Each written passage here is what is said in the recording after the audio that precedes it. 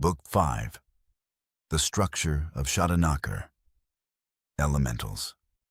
Chapter 1. Demonic Elementals. Among the different vario-material planes that make up Shadanakar, there are 4 sakwalas linked with what we call the natural elements. But in what way are they linked? We are dealing here with a concept that almost defies rational explanation. It so happens that any area of the three-dimensional world, an area, say, of snow-covered mountain peaks, is not at all limited in purpose and meaning to what we perceive through our 5 senses. That is, it is not limited to those mountain peaks composed of gneiss, granite, and other rocks and covered by snow and ice.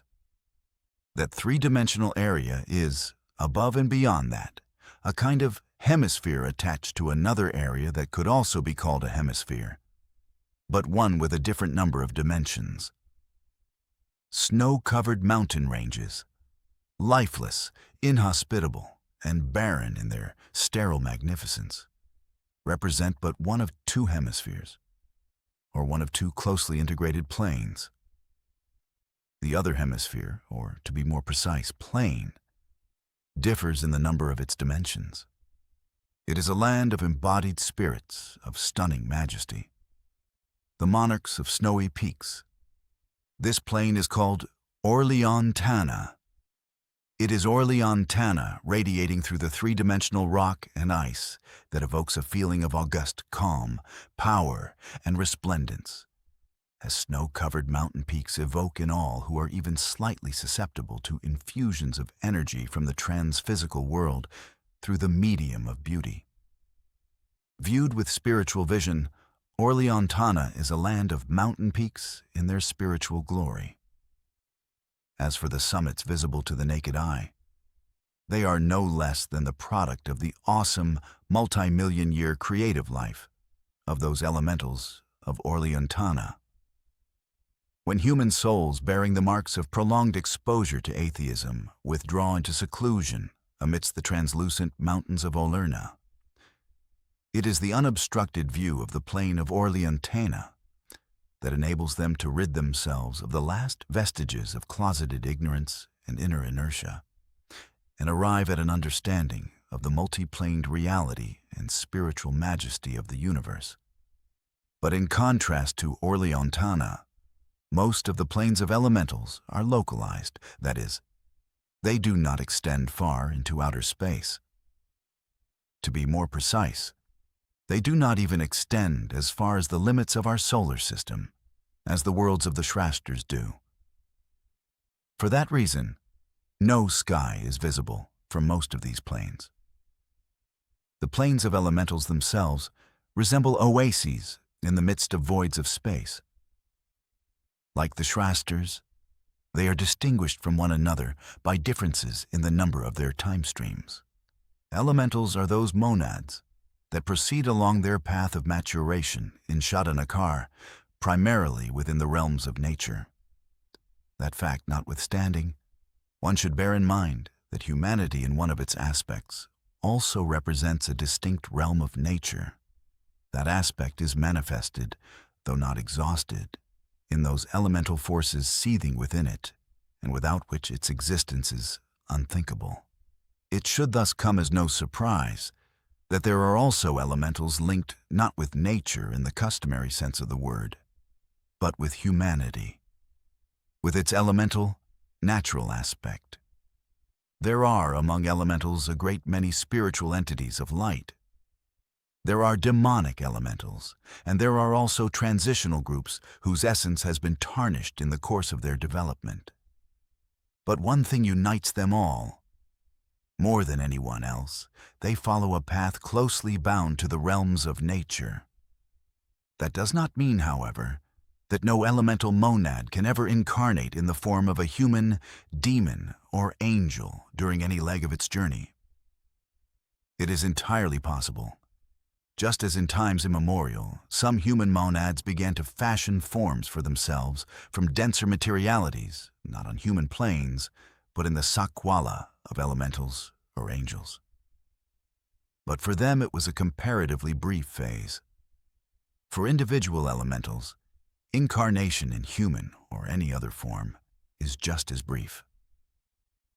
Excluding the animal realm and the tree world, we could say that elementals assume their densest form, their true embodiment, in those sakwalas that bear their name. The natural elements in Enroth water, air, earth, vegetation, the mineral layers of magma, and lastly, Arungvilta prana, that life force that is a necessary component of all organic life in Enroth Are. For the most part, not the bodies of elementals, but rather the outermost concentric circle of their habitats, which is permeated, manipulated, and transformed by them. The natural elements are the theater and source material for their creative work, for their fun and anger, for their battles, games, and love. The body proper of elementals is, for most, fluid. Their bodily contours are changeable and interpenetrable. However, that is not true of all elementals, and in every such case, I will make the necessary qualifications. I am beginning with demonic elementals only because they are contiguous, through that same demonic nature of theirs, with the infraphysical planes, the description of which, thank heavens, we are preparing to take our leave of. Then, after a few words concerning the transitional group, we will with a measure of relief be able to bring this description of woeful or darkened planes to an end. We can then, after a description of the planes of elementals of light, conclude our survey of the Brahmapatra with the very highest worlds, spiritually blazing in their unattainable heights, in the holy of holies of Shadanakar. There exists a region, Shartamakum, of rampageous and terrifying elementals of magma, which are to be virtually the last to undergo enlightenment. Shartamakum should be regarded as the plane of embodiment of beings whose shelts go between incarnations to the infra-iron ocean of Fukaburn. However, they do so without experiencing the suffering that is the lot of human souls that have fallen there.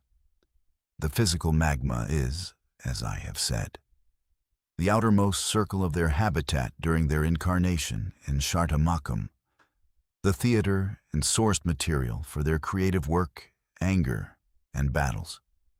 During volcanic activity, earthquakes, or geological upheavals, the elementals of Shartamakum shoot up from the subterranean depths of that plane to its surface, as it were. In so doing, they draw lava up to Enroth from under the ground, bringing death to all living things. But that is only an indirect, almost incidental consequence of their activities. They have no concern for living things. In fact, they are not even aware of their existence. And if they were, they would not know what to make of them. The real function of their activities should be sought on an altogether different level, and it will become more evident if we imagine the effect on the earth had activity in Shartamakum ceased millions of years ago. Subjectively, the elemental's activities consist of only violent rampages and wild, uncontrollable frenzies that afford them pleasure simply through the consciousness of their power and impunity. Objectively, their rampages have given rise to geological changes in terrestrial Enroth, set in motion mountain-forming processes, and provided impetus for shifts in the prevailing continental and oceanic configurations, and thus to the consequent evolution of plants and animals, and in the end, to the creation of the necessary preconditions for the emergence of Homo sapiens. The providential powers have partly succeeded in channeling the malicious and furious actions of those demonic elementals into good, and in extracting a certain positive result from them. But there are also elementals from whose activities they have to this day failed to extract anything positive. Such are, for example, the elementals of quagmires, swamps, and tropical jungles. Ganix, their plane, resembles the murk of ocean depths. Between incarnations in Ganix, Their souls abide in Itrek, the darkest of the worlds of the terrestrial core. As forGanics, have not many peoples, at the dawn of their history, felt its influence until other aspirations of the spirit eclipsed or stifled that experience? And do not some peoples feel the influence ofGanics even now? The legends of many-faced, or rather, faceless, guileful beings that don a mask to lure people into peril have their roots in that same world. It lurks not only behind three-dimensional areas of bogs and swamp, but also on the thin ice that covers rivers in the Siberian taiga and in the moose keg and mud holes of central Russia. It is the black, swirling, beguiling elementals ofGanics, together with desert elementals, that were to blame for the tragic demise of the original Australian culture. No less hostile to humans and all living beings are the elementals of sandy regions, whose plain, Sphinx, resembles a desert during a sandstorm. Between incarnations on that plain, the desert elementals abide in Shim Big, where in the form of whirlwinds they exacerbate the suffering of human souls passing through that infraphysical tunnel by latching onto them. Becalmed deserts. When the elementals of Sphinx have exhausted themselves or are immersed in slumber, present the human eye with such majestic expanses, with such a peaceful and pure vastness, and a sky that opens up above it with such manifest sublimity, that there is probably no other place in Enroth that better facilitates contemplation of the one God. It is easy to see why a clearly formulated monotheism arose and established itself in countries with great deserts. But the desert is two-sided, and one can discern the traces of desert squalls obscuring the face of the heavens, and the traces of the elementals of Sphinx darkening the face of the one God, even on the pages of such monuments of world revelation as the Bible and the Quran. The souls of yet other elementals abide in the pitch-black worlds of the terrestrial core between incarnations. The grim, torpid, dark, and grasping elementals of ocean depths. Nugert, their plane of incarnation, is not due to be enlightened for a long, long time, toward the end of the second eon. But if the forces of Shadanakar shoot up to the surface during eruptions, the radiations of Nugert, to the contrary, inch their way up from the gloomy depths through the sunlit world of the beautiful elementals of the topmost layers of the sea. The radiation from Nugert is stronger out on the open sea, because the dark layers are deeper there than in the shallow waters closer to shore. Their radiation does not pose any physical danger to us, but our psyche is subject to their wasting, oppressive effects. Many sailors would be able to retrace the stages of that process in themselves if their minds were equipped with the tools of transphysical analysis. There is yet another world of demonic elementals that stands apart, as it were, since it is not linked with the natural elements, but with elements of humanity. The plane is called Duggar, and it is of vital importance to remember that name, for the demons of the great cities of Enroth rule there, demons who pose a very real danger to our psyche. Like Agar and Bustvich, Duggar is an ocean-like area of uninhabited dark vapors with infrequent islands linked geographically with the metropolises of our three-dimensional world. The landscape is extremely urbanized, even more urbanized than in the Shrosters, because there are no mountains, lava seas, or vegetation in Duggar. But the glow of black and crimson light is not to be found there either. The entire color spectrum of our world is visible there, the dominant colors being pale blue, blue-gray, and moon blue. Even the sky is visible from Duggar, but the moon is the only luminary. For the plane does not extend far beyond the limits of the lunar Brahmavatura. Be that as it may, the moon does not look at all like we are accustomed to seeing it, because the inhabitants of Duggar can only see the plane of the moon's Brahmatura on which Voglaea, the great lunar demon, abides. There is no feminine form of the word demon. But such a word becomes necessary when speaking of worlds like Duggar. And though the word demoness sounds strange and clumsy, I have no choice but to use it. The demonesses of the great cities of our plane are saddled with a huge bulk in Duggar. Their incarnations are partly human-like, but only insofar as immense carcasses, barely able to move, resemble humans. There is only one such demoness in each city in Duggar. The urban populace consists of lesser demons of both sexes, who are barely distinguishable from humans in size and appearance. They swarm around their empress like drones around a queen bee. But their purpose in doing so is only partly to serve her. Their main purpose is carnal pleasure. In contrast, her function and purpose are not propagation of the species, it propagates without her, but the gratification of her subjects' lust. Grandiose residences are erected for the demonesses. In each of Duggar's cities, there is only one such residence, which takes the form of a truncated pyramid. It is reminiscent of an enormous sacrificial altar. Duggar is not only grandiose, it is, in its own way, even stately and, in any case, luxurious. Like the Shrasters, the inhabitants of Duggar also possess human-equivalent technology. However, its level is comparable to the level of technology found in the great cities of antiquity. Society there is advancing very slowly, and is slowly beginning to exhibit certain signs of what we call self-determination.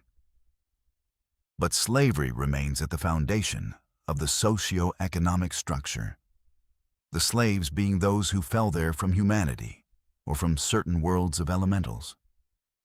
The status of the lesser demons is reminiscent of the status of the patricians and charioteers of ancient Rome. One could not say that the Duggar inhabitants were particularly cruel in any way, but they are sensual beyond all bounds, more sensual than any other being in Enroth. No revolt will ever shake the foundations of the great demoness's power, for it is a power founded not on fear, but on the lust that the millions of their subjects feel for them, and on the pleasure given to them as a reward for their obedience and love. The demonesses of Duggar give themselves to whole crowds at a time, and a continuous orgy almost beyond our comprehension takes place in their residences, their palace temples. This orgy is in honor of the demonic empress of the moon, the same demoness whose influence we humans sometimes feel on moonlit nights in cities, where it blends with the inspirational and pure influence of Tenet, the lunar plane of light, arousing a longing for sexual forms of pleasure that do not exist in Enroth. They do, however, exist in Duggar. An almost endless array of such forms has been devised in Duggar, an array richer in variety than anywhere else in Shadanakar. The influence of Tanit does not penetrate to Duggar at all, and they have no idea even of what sunlight is. Everything is plunged in the blue-gray murk or the pale bluish moonlight that sparkles with violet. There is nothing there to inhibit the raging of passions aroused by Voglaea, the lunar demoness. Swirls of vapor rise to her from the continuous orgies in the palace altars of Duggar, and she imbibes them. But nothing can satisfy the desire of the countless inhabitants of those cities, for they are haunted by a deeper kind of lust few of us can comprehend, a mystical lust that beckons them towards something beyond their power to attain. The great harlot. She is their supreme deity, the object of their longing and dreams. Their highest cult is devoted to her. On her feast days, the demoness rulers give themselves to slaves. But that mystical lust can only be satisfied in Digm, in Gogtunger's abode, and only a select few are deemed worthy of it. The huge population of Duggar replenishes its energy at the expense of our plane. Radiations from human, and sometimes animal, lust, called Iphos, flow on the streets of Duggar in slow and gooey streams of whitish liquid, which the inhabitants consume. Such food suits their own essence. Lust is the meaning, purpose, chief pursuit, and passion of their lives. The orgasmic intensity of pleasure that they experience is many times stronger than we are capable of experiencing. They proceed along a truly vicious circle of reincarnations. For during every interval between incarnations, their souls sink down to Bustvich and take the form of human worms that devour sufferers alive in that eternally decaying world. Yet the pleasure afforded them by their lust, even by their unquenchable mystical lust for the great harlot, is so great in their eyes that they are prepared to pay for their frenzies and orgies in Duggar by serving time in Bustvich. The moon serves as the only luminary in Duggar. Therefore, most of the time the plane is plunged in deep murk. At those times, artificial lighting long chains of pale blue and purple street lamps takes over. They stretch in endless rows beside massive, sumptuous buildings. The curve is the dominant motif in their architecture, but that does not rescue it from ponderousness. The building's outer and inner furnishings are tasteless and crude, yet stunning in their richness and ostentatious splendor. Architects, artists, scientists, and workers all belong to the slave class. The main demonic population is just as impotent intellectually and artistically as they are gifted in lust. A fall to Duggar poses a grave danger to a human soul. A fall occurs if an otherworldly lust, that same mystical lust that the lesser demons of Duggar feel for the great harlot haunts, and corrupts a soul during its life in Enroth. Even a spell in Bustvich cannot restore the natural balance between the encumbered ether body and its surroundings. The soul and its coatings plunge down into Rafag, where yet another fall awaits it, this time into the same world that troubled it like a vague dream on earth. There in Duggar, it is encased in Karok, a densely material body resembling the physical body, but made from the materiality of demonic worlds generated by the dark hierarchies of the Metabrahmfatura and by Gogtungar. In trying to rescue souls from slavery in Duggar, the powers of light meet with exceptional difficulties. There is, however, one act, an act dependent on the will of the human soul itself, that can open the door to its rescue. Suicide. A sin in Enroth, where the providential powers create materiality and are being prepared for eventual enlightenment.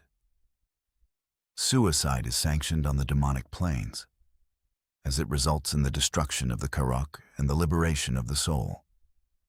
But if that step is not taken, and the powers of light are frustrated in their rescue attempts, the soul, after dying in Duggar, goes to Bustvich again, then back to Duggar no longer as a slave, but as a member of the privileged class. The Shelt gradually becomes demonized, trapped in the wheel of incarnations from Duggar to Bustvich and back again, and the monad may in the end renounce it. It then falls to Sufek, the graveyard of Shadanakar, and dies there once and for all, while the monad departs from our Brahmfatura to begin its journey anew somewhere at the other end of the universe. Of those few souls that have died forever in Sufek, the majority were victims of Duggar. We shall conclude the description of Duggar with a short poem. In Duggar Petersburg, just as in Drukkarg and Heavenly Russia, there is a twin, or rather, a triplet of the large statue of the bronze horseman. But in Duggar, the horseman does not ride on a rarug, as in the capital of Russian anti-human kind, nor, of course, does he ride on a dazzling white steed, as in heavenly Petersburg. There the sculpture is of the founder of that netherworld city, with a blazing, smoking torch in his outstretched hand. The figure also differs from the others in that it is riding a giant snake rather than a horse. The reader may now be able to understand what Alexander Bloch was referring to in the following poem, which is full of transphysical insight. Still evenings will fall. The snake uncoils over the streets in the outstretched hand of Peter. The flame of a torch will flicker. Lines of street lamps will be lit. Shop windows and sidewalks will gleam. In the glow of dull squares, lines of couples will file out. Darkness will cover all like cloaks.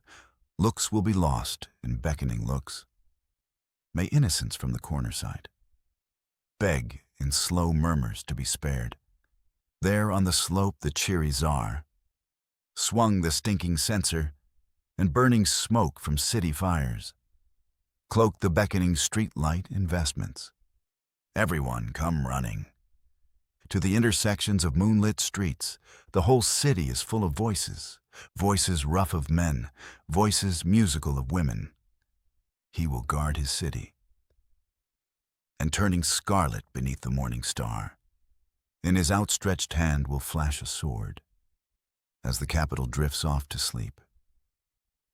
That instead of a torch, a sword of retributions, of karma, will sooner or later flash in the hand of the founder of Duggar, instead of a torch, is clear enough.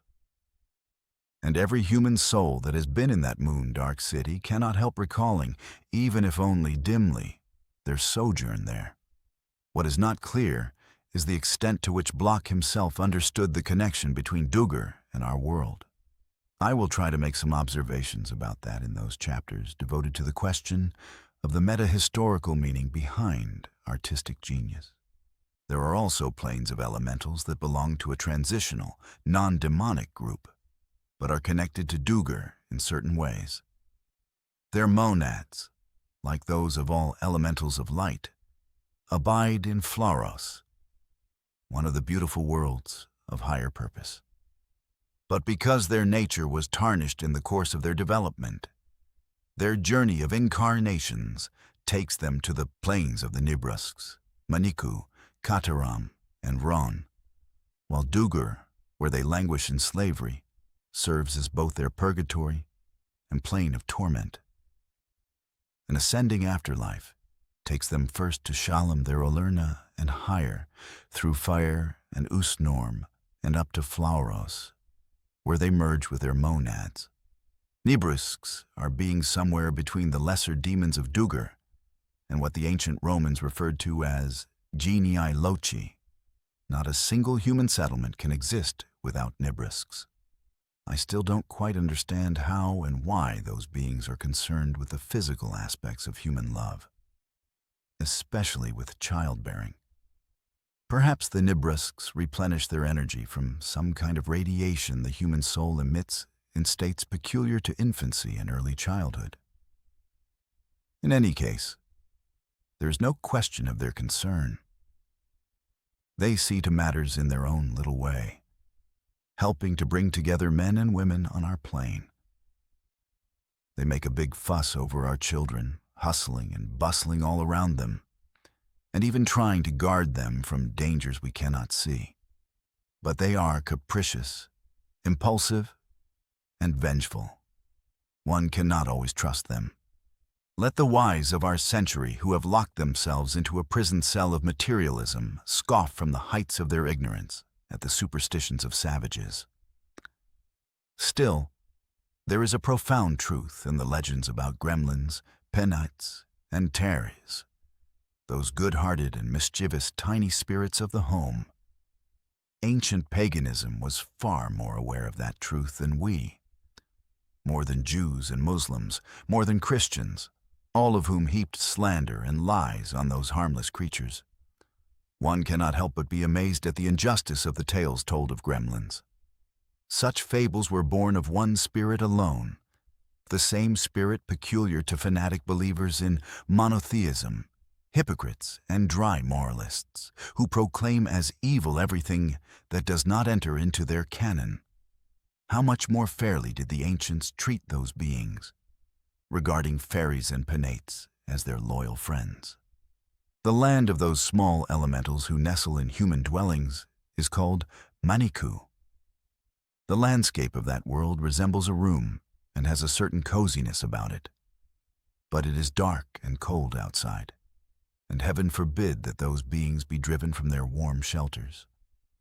The form they take is unlike the form possessed by the majority of elementals. There is nothing fluid or flowing about them.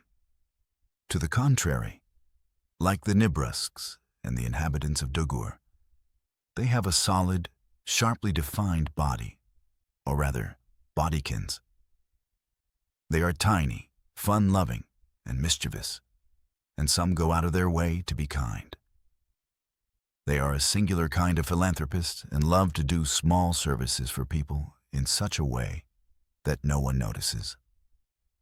Others, it is true, permit themselves more or less harmless pranks on people.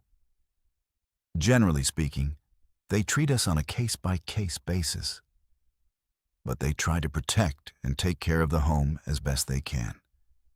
Because if it is destroyed, their shelter on the plain of Maniku is destroyed as well, and the little ones, left homeless, will in most cases perish. Only a few ever manage to reach another shelter. I have virtually nothing to say about Kataram, the land of mineral elementals connected to the upper layer of the Earth's crust. I have not had any personal experience of it, while my invisible friends told me only a little about their world. All I learned was that Kataram's landscape consists of self-illuminating minerals amid pockets of underground space. It has a fairy tale beauty, but would nevertheless appear lifeless to us. The population of Kataram is rich in variety. Think of the mistress of Copper Mountain on the one hand and trolls on the other. And interacting with these elementals can sometimes pose many other worldly dangers. I know even less of Ron. Its landscape resembles that of Kataram, but it is enlivened by a reflection, just a reflection of the sky. It is the land of mountain elementals, a motley world of beings who often battle one another. Shalem the Olurna of the elementals of the 4 previous planes should be regarded as the highest of the planes in that Sakwala. Its landscape could be likened in part to huge oaks standing in the middle of a desert. Where the oaks are concentrated, the dominant color is blue-green, with yellow and gray on the outskirts. There the elementals acquire full light and majesty. Awaiting them is not death, but a transformation leading to fire and Usnorm, though almost complete immobility is the price they pay for it. They are compensated for their immobility by the deep and focused character of the spiritual meditation in which they are immersed.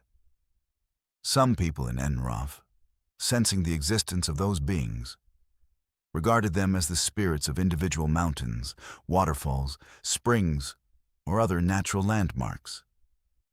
In reality, they are not spirits, but fully embodied beings, and the perpetual link between them and the natural landmarks of Enroth is only an appearance, conditional upon their immobility, all of which the ancients interpreted in concordance with their level of understanding of similar truths. The truth is that even if a spring dries up, a waterfall is blocked, or a mountain is toppled by an earthquake, the elementals of Shalem will remain unwavering in their places until the inner work on their own beings has finally readied them for transformation. Thank you for listening. Why not to subscribe for more?